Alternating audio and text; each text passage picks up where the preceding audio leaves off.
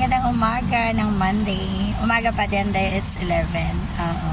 Late man ako ng bate. Thank you very much everyone. Maraming salamat sa mga pagbate. Maraming salamat sa mga umunawa. At pasensya doon sa mga nagchat-chat sa akin na hindi ko nare-replyan dahil alam niyo naman yung sitwasyon.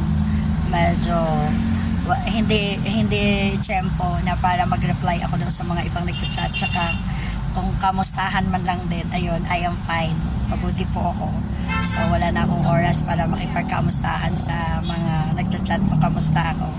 Sa comment, taga-heart na lang ako doon sa mga nagko-comment. So wala pang time para mag-reply. Pasensya na po. So ngayon, ito, nandito ako sa parking. Iniintay ko sa ang aking bunso sister dahil meron na siyang nilakad. Oo. Bale, pinag-drive ko muna si bunso sister ko dahil hindi pa siya pwede mag-drive gawa ng kalalabas lang niya sa ospital. Linawin ko po, hindi po ako ang na-ospital, kundi yung kapatid kong bunso. Oo, pero sa awa ng Diyos, okay na po siya. Nakalabas na po siya ng okay. Kaya ngayon, may lakad siya. Kaya ako muna nagda-drive sa kanya. So, nandito ako sa Ortigas.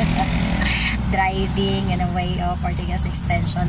After here, punta kami ng Mercury Drug para bilhin namin yung mga reseta niya sa ospital. Kasi kahapon, hindi namin nabili dahil after ng pagkalabas namin sa ospital, umuwi muna kami ng bahay para mag-rest. Oo.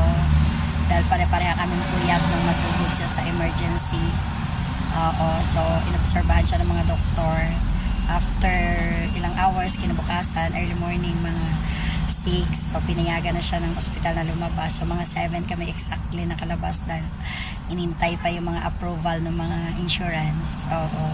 So, thank you nga pala sa Pasig Doctors Medical Center, sa mga doctors, sa mga nurses sa emergency na mababait sila at maganda ang kanilang service, ika nga. So, maraming salamat.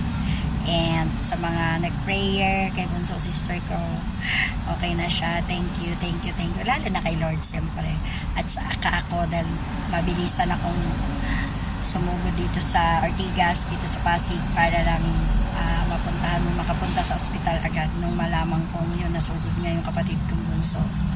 Dahil siyempre, love na love ko yung kapatid kong bunso. Dahil siyempre kami yung para mag-best friend na magkapatid. So, thank you sa lahat. Okay guys, happy morning ulit ng Monday. Today is May 11, 2026. Thank you guys. Bye. Love you all.